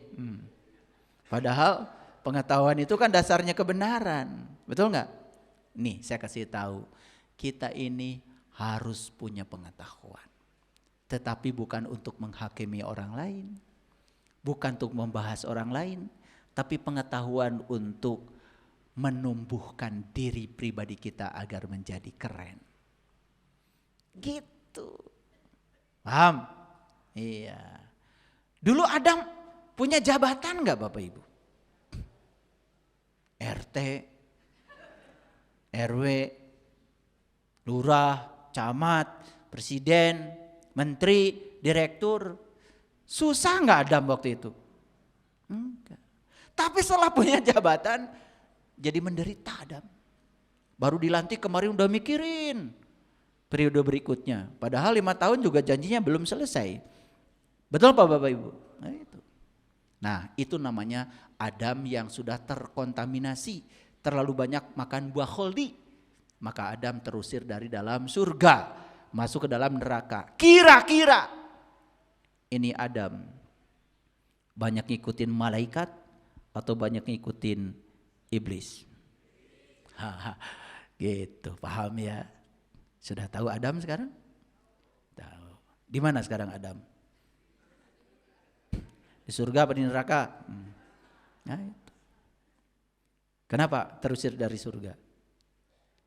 Makan buah huldi. Buah huldi itu Bapak Ibu, wujud nyatanya adalah program yang diinputkan di alam bawah sadar kita. Sehingga kita sering bereaksi negatif. Karena sudah ada pengetahuan. Dulu sebelum ada pengetahuan, kalian tidak pernah bereaksi apa-apa. Betul nggak? Makanya emosi itu adalah reaksi tubuh terhadap pikiran dan perasaan. Nah apa yang ada di pikiran itu program sangat berbahaya. Makanya harus Bapak Ibu itu dihipnoterapi. Diprogram ulang pikiran bawah sadarnya. Maaf Bapak Ibu, yang hari ini cari uang susah padahal sudah kerja keras.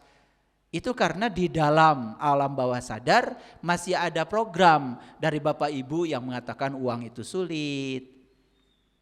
Yang mengatakan kamu tidak layak punya uang banyak. Pokoknya kamu hidupnya ya sudah segitu aja.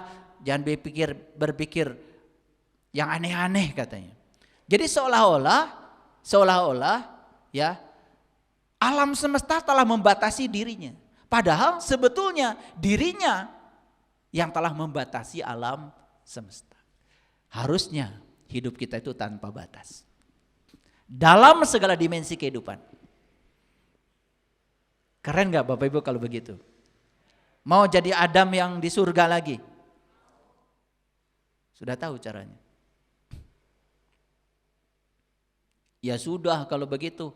Semua yang saya miliki sekarang mau saya tinggalkan. Suami istri saya tinggalkan. Gitu. Mau begitu? Makin gak ada gunanya nih Adam. Bukan begitu. Kemelekatannya. Boleh punya apa-apa. Tetapi tidak merasa punya apa-apa.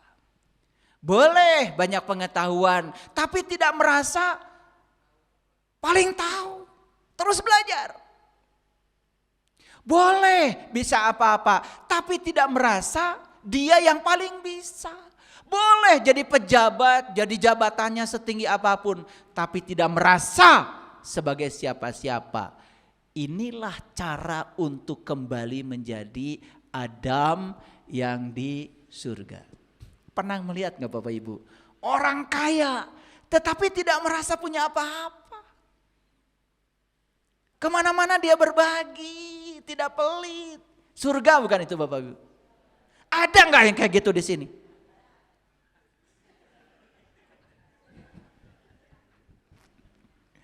Pengetahuannya luas, tetapi tidak pernah menyalahkan orang lain. Tidak pernah merendahkan orang lain. Ada kejadian. Ada orang rental mobil.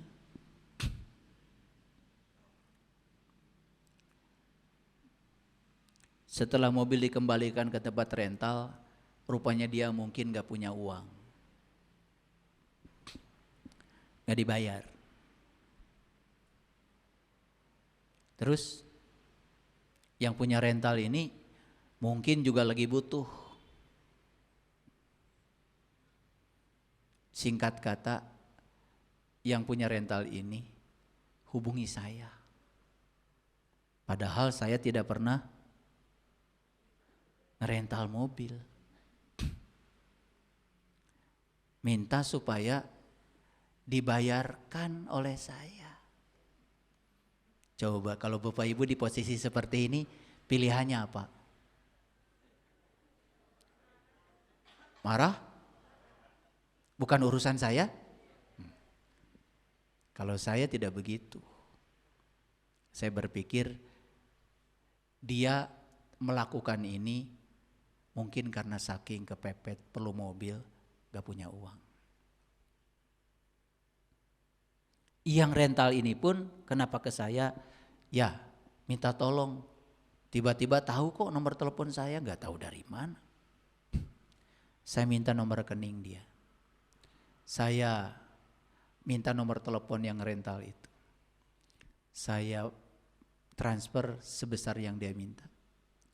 Saya kirim buktinya kepada dia, juga kepada yang rental. Selesaikan urusan. Gak besar kok uang. Tapi ada kebahagiaan yang luar biasa. Kan kita menolong dua-duanya. Betul gak? Sehingga mereka tidak terjadi konflik. Gampang gak Bapak Ibu? Surga gak itu? Gampang, bikin surga itu gampang. Kalau di situasi seperti itu Bapak Ibu gimana? Apa-apaan kamu telepon saya? Gak ada urusan. Wah, masih gitu kan? Betul gak? Kurang ajar nih, udah rental mobil gak mau bayar. Oh, maki-maki, selesai gak Bapak Ibu urusan? Itu bedanya Adam yang di surga dengan Adam yang di neraka. Sekarang pertanyaannya sama kita sendiri, yuk. Ini Adam sudah di surga atau masih di neraka gitu aja? Paham kan? Oke. Jadi kalau masih di neraka gimana upaya Adam? Secepatnya masuk ke situ. Kaya tetapi tidak merasa apa-apa. Banyak pengetahuan tapi tidak merasa paling tahu. Banyak keterampilan hidupnya tetapi tidak merasa paling bisa. Tinggi jabatannya tapi dia tidak merasa siapa-siapa. Ada gak Bapak Ibu di negeri kita ini orang jabatannya tinggi tidak merasa siapa-siapa? Bahkan jalan pun pakai kendaraan pribadi, tidak pakai nguing. Enggak perlu. Karena saya dengan semua masyarakat sama pentingnya. Saya mendambakan pemimpin seperti itu. Bapak Ibu mendambakannya? Oke. Yakin? Yakin nanti akan ada orang berkesadaran menjadi pemimpin. Karena kekuasaan sepenuhnya ada di tangan rakyat. Oleh karena itu, jadilah rakyat yang pintar. Jangan mudah ditipu. Jangan mudah dibohong-bohongi. Jangan mudah dibeli harga dirinya hanya dengan uang yang speser. Kan sebetulnya bangsa kita ini bangsa yang berbudaya tinggi Bapak Ibu. Tetapi dinodai oleh budaya baru yang bernama korupsi. Dan sekarang IPK kita 37 dari nilai 100. Itu tahun 2024 saya lihat indeks persepsi korupsi kita 37 dari 100 Bapak Ibu. Kita ini negara nomor 99 dari 180 negara. Alhamdulillah. 99 dari 180 negara. Di tengah-tengah Bapak Ibu. Keren. Jadi artinya masih banyak lah gitu ya yang lebih brengsek. Tetapi apakah itu prestasi? Bukan. Kalau prestasi kan harusnya nomor 1. Dan semua itu hanya akan bisa mewujud kalau semua kita ikut. Ngerti ayat ini? Oke. Tidak akan memperkarakan kulit lagi. Tidak akan mencemooh orang lagi. Tidak akan menghujat orang lagi. Nih Bapak Ibu, yang suka menghujat orang lain kan berbeda dengan dirinya. Siapa? Yang kenceng dong. Oke. Supaya ngerti, yang jawab jangan saya. Kata siapa itu? Kata saya atau kata Quran? Ya. Jadi yang suka memperkarakan kulit luar, tidak tahu esensi. Iblis. Bapak Ibu, baju ibu, bapak dengan baju saya sama enggak? Beda. Yang bilang beda berarti masih kulit lah, ada sopan sedikit ya. Sebenarnya Bapak Ibu dengan saya bajunya sama enggak? Sama. Karena baju kita asalnya semua dari kapas. Kan kapas bermanifestasi jadi benang, benang bermanifestasi jadi kain, kain bermanifestasi jadi kerudung, jadi abaya, jadi batik, macam-macam. Tapi setelah begini terasa berbeda. Nah, kalau kita hanya memperkarakan ujungnya, kulit. Padahal esensinya sama. Sama-sama apa? Jadi baju Bapak Ibu dengan baju saya sama? Oke, malaikat. Beda? Oh, enggak ada lagi. Ternyata iblis sudah pergi ya. Alhamdulillah. Kita lanjutkan. Ayat yang ke-62.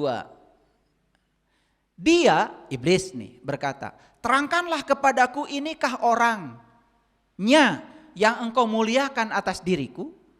Sesungguhnya jika engkau memberi tangguh kepadaku sampai hari kebangkitan, niscaya benar-benar akan aku sesatkan keturunannya, kecuali sebagian kecil. Lihat sekarang saya, lihat saya semua Bapak Ibu. Ini saya kasih warna beda. Lihat ya. Sesungguhnya jika engkau memberi tangguh kepadaku sampai hari kebangkitan. Bapak Ibu di otaknya pasti hari kebangkitan, lagi-lagi hari kiamat. Lagi-lagi hari hancurnya alam semesta ini. Gak ngerti saya. Kiamat itu kan bangkit bukan hancur.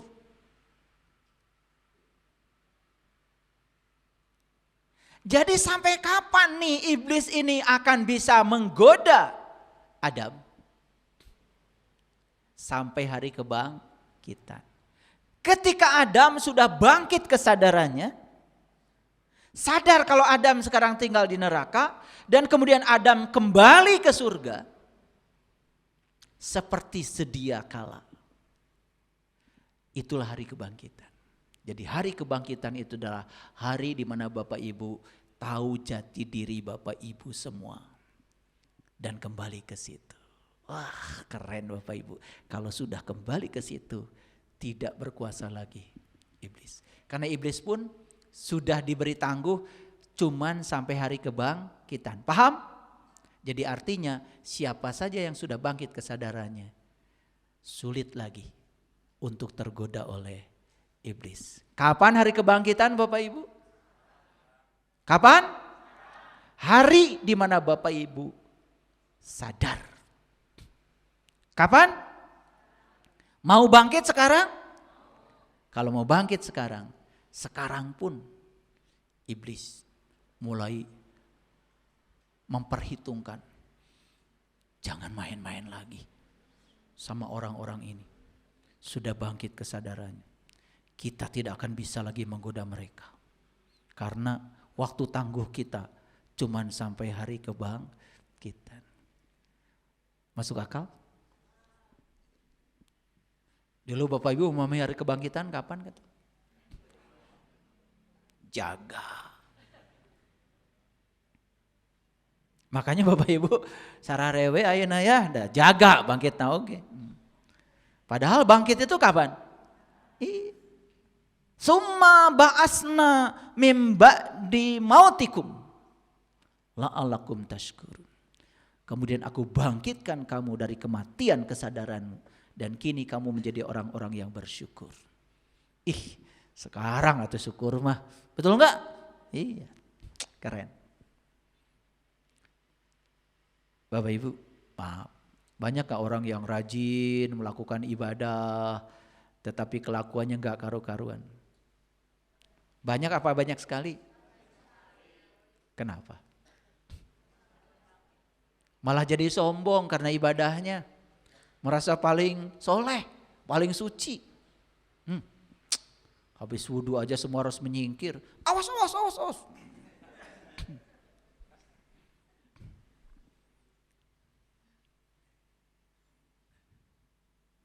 Jadi saya pernah ketitipan orang dulu pas mau berangkat umroh. Ketitipan orang, suami istri. Travel tidak sanggup membimbing 2 orang itu. Dititipkan sama saya karena rombongan saya besar. Boleh enggak Pak? Kami titip 2 orang. Oh boleh. Tapi ikut aturan kelompok saya ya. Waktu naik pesawat berantem sama jamaah saya. Saya semperin, kenapa ini? Udah diingetin tadi. Kenapa ibu? Ibu kenapa? Marah luar biasa. Habis katanya saya udah wudhu. Tadi bapak ini nyenggol. Mau naik pesawat, bukan nyenggol atuh. Kesenggol kali. Gitu. Enggak nyenggol. Ya udah ibu wudhu lagi. Saya bilang. Kan di pesawat juga ada. Ya tapi saya tadi udah sempurna wudhunya waktu di bandara. Ya udah gini. Wudhu aja sebisanya, biar ibu tenang. Dalam batin saya, ntar di Mekah. Begitu mulai tawaf, saya bilang, ibu sama bapak ini jangan jauh-jauh dari saya. Jadi begitu jalan, saya injak, cek. Wudhu. Datang, jauh kan, Masjidil Haram sekarang jauh kan. Dari tempat tawaf, jauh banget itu. Wudunya pengen sempurna pasti di sana kan. Tapi kalau orang yang ngerti kan menggunakan fasilitas yang namanya tayamum bisa. Tapi kan pengen sempurna. Datang, terengah-engah lari. Kita udah berapa putaran. Begitu mulai lagi, cek lagi. Wudu lagi. Kita udah sa'i, wudu aja terus. Bisa kebayang Bapak Ibu ya. Betapa ruwetnya ya. Agama kalau dipahaminya jadi keliru, ya kan? Gitu. Jadi bersentuhan seperti itu aja sudah sebegitu dianggap luar biasa, gitu. Padahal kita nyentuh orang dengan pikiran kita, dengan pikiran kotor kita, ya fitnah yang kita lontarkan pada orang, sentuhannya lebih kejam itu, betul Bapak Ibu? Gitu enggak? Gitu enggak? Sampai kapan katanya setan itu berkuasa? Yuk sekarang tentukan oleh Bapak Ibu. Saya tidak akan bekerja sama lagi dengan setan. Maka hari ini saya akan bangkit kesadaran saya. Saya tidak mau ditipu oleh diri palsu saya lagi. Saya akan sami'na wa ta'na kepada sang kesadaran. Saya mau jadi Adam yang di surga, bukan Adam yang terjatuh ke dalam neraka. Ih keren Bapak Ibu. Indonesia bisa maju kalau orangnya gini semua. Kalau belajar agamanya gini semua nih, praktis. Langsung diterapkan dalam hidup. Keren. Ya. Saya yakin ya hari ini ya banyak yang dengar. Tadi pagi saya bicara dengan seorang jenderal dari TNI yang baru naik pangkat. Beliau mengatakan pada saya, ternyata semakin tidak mengejar, semakin mengalir, malah jabatan datang tanpa harus menyakiti siapapun. Bapak keren saya bilang. Setelah saya menerapkan pelajaran dari saya katanya beliau, saya merasakan keberkahan datang bertubi-tubi, bahkan tanpa disangka. Keren. Inilah yang disebut dengan surga itu mengalir sungai-sungai. Bukan tembok, tidak melawan siapa-siapa. Tidak menghancurkan siapa-siapa, tidak menyakiti siapa-siapa, Jabatan datang dengan sendirinya tanpa diundang. Fokus pada proses, bukan pada hasil. Keren gak Bapak Ibu? Saya bersyukur ya, sekarang itu dari TNI, dari Polri, sahabat-sahabat, dari ASN, dari semua kelompok, ya, dari BRIN, banyak sekali yang diskusi dengan saya betapa pentingnya ilmu kesadaran ini untuk bangsa. Karena hanya ilmu kesadaran yang bisa mempersatukan. Kalau kita terjebak pada penyakit kulit seperti iblis, memperkarakan perbedaan, bahaya bagi Indonesia. Karena Indonesia ini Bhinneka Tunggal Ika. Setuju Bapak Ibu? Oke. Jadi ini apa? Oh, udah lupa lagi. Ini apa? Kapas. Sama baju saya dengan baju Bapak Ibu? Sama. Itu esensi. Yes. Tuhan berfirman, pergilah, barang siapa di antara mereka yang mengikuti kamu, maka sesungguhnya neraka jahanam adalah balasanmu semua. Sebagai suatu pembalasan yang cukup. Silakan. Bahkan dibebaskan, disuruh pergi iblis ini, menunaikan tugasnya. Tetapi ingat ya, hanya orang-orang yang sudah terbangkitkan kesadarannya yang tidak akan mempan lagi. Mau gak Bapak Ibu di kelompok itu? Tapi kata Al-Quran, kelompok itu sangat sedikit. Makanya yang banyak itu belum tentu benar Bapak Ibu. Dan yang sedikit belum tentu salah. Tetapi memang kebenaran ini Bapak Ibu pahit. Rasulullah menyampaikan kebenaran di hadapan orang-orang jahiliyah. Tantangannya luar biasa. Apakah sekarang dunia sudah tidak jahiliyah lagi? Masih Bapak Ibu? Sadar? Siapa yang jahiliyah? Siapa? Saya. Bagus. Begitu kita bilang saya masih jahiliyah, saat ini kita langsung jadi orang pintar.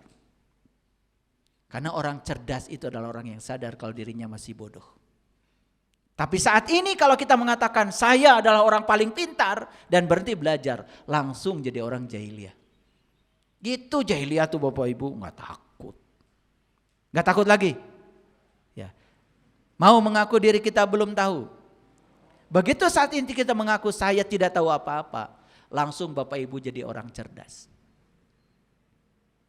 Karena hanya orang yang sadar dirinya tidak tahu yang terus belajar. Gitu. Gak usah takut ya. Nah, ini kata Allah di ayat yang ke-64. Dan perdayakanlah siapa yang kamu sanggupi di antara mereka dengan suara ajakan. Jadi iblis ini punya suara Bapak Ibu? Jawab dong. Punya.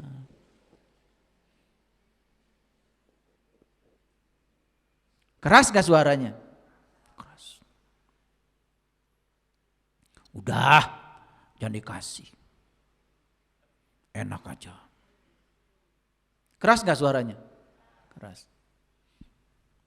Nyata gak iblis itu? Nyata.